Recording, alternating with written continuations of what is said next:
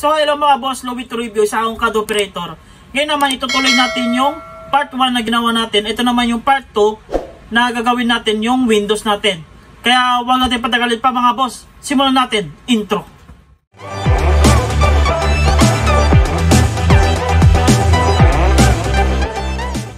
Kaya simulan natin mga boss. Ito, gagawa tayo ng opening ulit ng Windows natin. Gagawin natin dyan. Itong styles na to. X-ray natin ulit. Tapos hanapin natin yung line ng doors natin. Ito. Ganun natin sa dulo. Yan. Tapos off natin tong X-ray natin. Ito, mag-light tayo dito. Ipindot nyo lang itong measurement. Tapos kuha tayo ng line dito. Pababa hanggang doon sa line ng doors natin. Tapos magbaba tayo ng 1,2,000. Yan. Ito mga boss yan. Tapos punta tayo dito. Sukatin natin itong mga boss kung ilan tong sukat na to. Ang sukat nito mga boss ay 1605. Pero i-ano na lang natin na 1,600 mm. Tapos punta tayo dito mga boss. Itong create opening ulit natin. Tapos ito with 1,000, 6,000. Tapos yung height natin 1,2,000 mm. Tapos create ulit natin. Tapos pwede natin yung butasan. Double click lang natin. Yan. Butas na ulit mga boss. Yan. Tapos pwede na natin i-delete tong line na ginawa natin mga boss. Yan. Delete natin to. Tapos ito. Delete. Ito yung sa may taas. Huwag na natin i-delete. Yan. Para may pattern ulit natin dito sa side niya. Tapos measurement ulit. Kuha tayo ng line dito mga boss. Duktong nyo lang dito. Tapos baba ulit tayo ng 1,200. Yan. Tapos x-ray natin ulit. Tingnan natin yung line ng Windows natin dito. Tapos kuha tayo ng line dito. Drag natin hanggang dito. Yan. Isang line na lang gagawin natin mga boss yan. Tapos drag ulit tayo. Click natin yan. Tapos drag natin. Yan. Pag okay na yung mga boss, x-ray natin ulit. O di kaya sukatin natin to kung anong sukat nitong Windows na nilagay natin dito mga boss. Yan. Click natin yan. Ang sukat dito ay, ang width niya ay 500. Ayun, alaman na natin kung anong sukat nito. 500. Off natin ulit to. Yan. Create opening. Width niya 500. 500. Tapos opening height. Ito, typical naman lahat to. Tapos create. Double click natin. Yan, may butas na mga boss oh. Tapos x-ray natin ulit. Yan. Sukatin natin ulit to. Kung anong sukat nito. Click natin to. Yan. Ang sukat natin ay 1,000. Yan mga boss, 1,000. Nakikita nyo naman yung, pag sinukat nyo, makikita nyo naman yung measurement nya agad. Yan o. Yan, 1,000. Pwede naman nakaganito kung hindi kayo nalilito. Kung naka-x-ray siya, pwede nyo naman siya i-off. Yan. Pwede naman nakaganyan. Tapos, click nyo ulit to. Yung width nya, 1,000. Tapos, create. Ilang natin dito mga boss. Yan. Double click. Yan. Tapos, 1,000 din ang nilagay natin dito. Double click natin. O di kaya, pag nalilito kayo, pag nakaganyan-ganyan siya, oh. Pag ganyan nyo siya, na iba-iba yung direction niya, i-off nyo na lang to x-ray na to. Tapos, double click nyo lang. Double click. Yan. Tapos, next natin dito sa real elevation niya, x-ray natin ulit. Yan. Ito, wala namang pinto na nilagay dito. Yan. Ito mga boss, sa side ulit. Ito may dalawang pinto. Kuha tayo ng line dito. Drag natin mga boss. Lagay natin dyan. Tapos ito din, drag natin dito. Ang sukat naman nito ay 500 yung width niya. Kaya create opening natin ulit. Tapos ito naman 500. Tapos 1 to, typical naman lahat yan. Create. Yan. Ito mga boss, wala tayong line dito. Kaya lalagyan natin siya ng line. Click mo ulit yan. Ganyan. Tingnan nyo, sa loob siya nakalagay. Ang gawin natin dyan, off natin to. Yan. Tapos lagay natin dito. Tapos drag natin 1,200. Enter. Yan. Tapos create opening natin. Ito 500, 1,2. Okay na yan mga boss. Create. Yan. Click natin to. Tapos click natin yan. Pag in-exhale natin, sakto-sakto yan. O mga boss. Yan. Off. Yan. Nakagawa na tayo ng opening natin. Itong mga line na to, delete nyo na to. Hindi na natin kailangan tong mga to. Yan. Delete nyo ng mga yan. May dalawa akong sample dito na doors. Yan. Dynamic windows tsaka non-dynamic windows. Anong pinagkaiba nitong dynamic windows tsaka non-dynamic windows? Ito yung mga dynamic window. Ito yung mga mano-mano natin ginagawa. Pag tignan nyo ang pinagkaiba nitong dynamic windows tsaka non-dynamic windows. Ito kasi pag in-scale mo siya, yan. Pag in-scale ko siya ng pahaba, yan.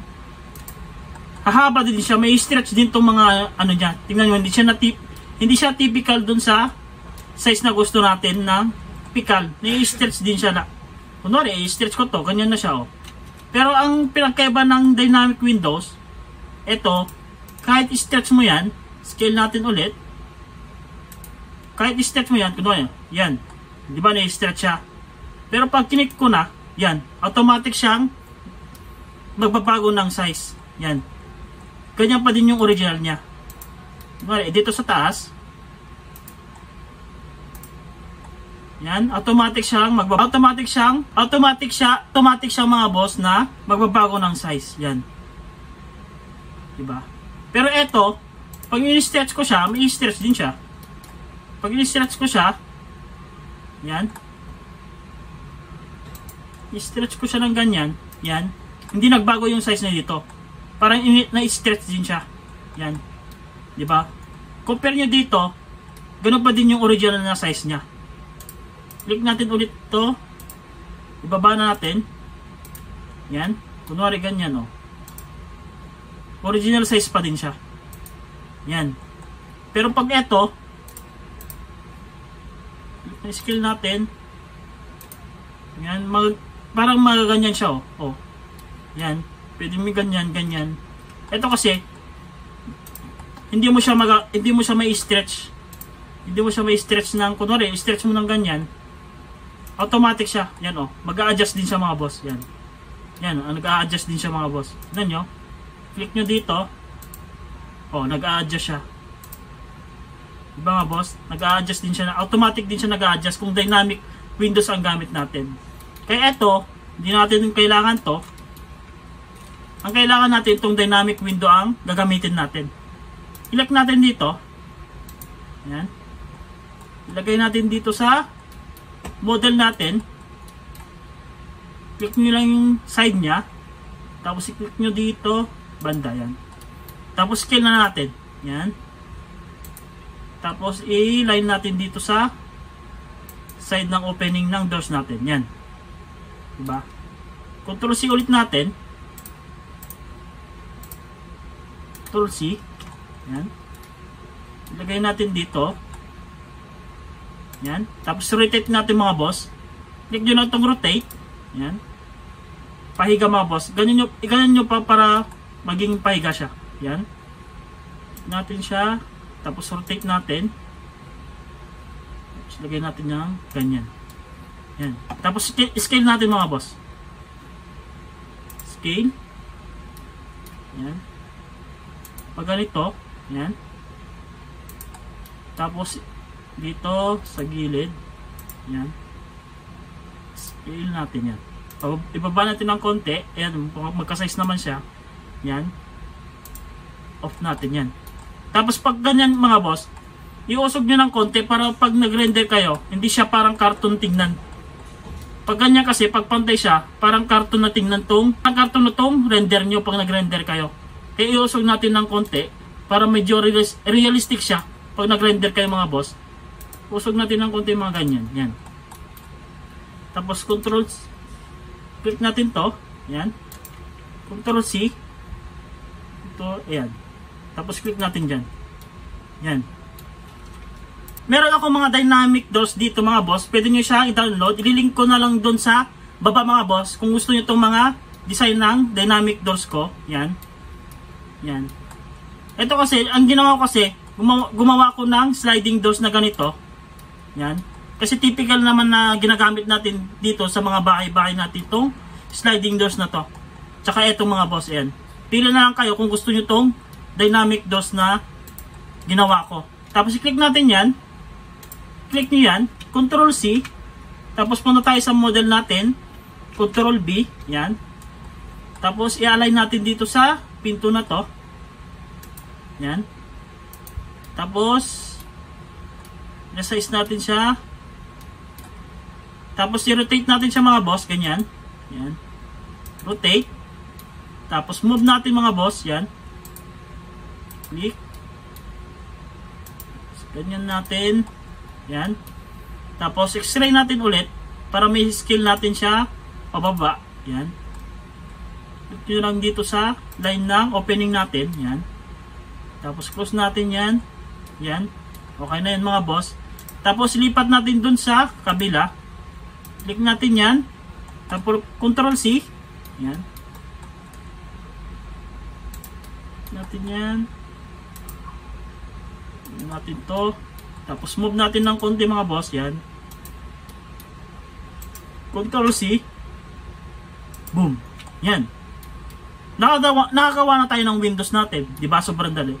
Ito naman, kung gusto nyo yung lagyan ng mga design nyo, gagamit tayo ng profile builder. Ito mga boss. Ito. Ayan. Gagamit tayo ng profile builder mga boss, yan. Gagawa lang tayo ng mga ganito mga boss. Parang sample lang mga boss ha. Yan. 100. Tapos 20. Rectangle lang ganyan mga boss. Yan. Tapos lagyan natin siya ng kunwari ganyan. Ganyan. Ganyan. Tapos ganyan. Yan. Tapos erase natin to. Yan. Yan. Lalagyan natin ng design. Tapos reverse natin yan. Highlight nyo lang ito mga boss yan. Tapos click nyo itong profile builder. Ito. Yan. Close natin yan. Yan. Tapos add natin. Ito. Makikita nyo itong plus na to. Add tayo. Design. Windows. Mga ganyan. Depende sa kung ano yung ilalagay nyo name ng gagamitin nating design ng Windows. Yan. Okay natin. Yan. Tapos ilagay natin dito sa top left. Yan. Tapos, yan. Okay na yan mga boss. Yan. Tapos, follow me. Tapos, try natin i-create. Create. Mag-create tayo ng dito. Create natin dito. Yan. Taas. Yan. Yan. Yan. Close. Yan mga boss. Click nyo lang ganyan mga boss. Oh. Para may design yung Windows nyo. Click. Yan. Tapos click ulit natin dito. Yan. Click. Tapos click. Yan. May design ka na ng Windows mo. Diba mga boss? Yan. Yan. Tapos click natin dito. Click natin dito. Yan. Yan. Yan. Click natin ulit dito mga boss.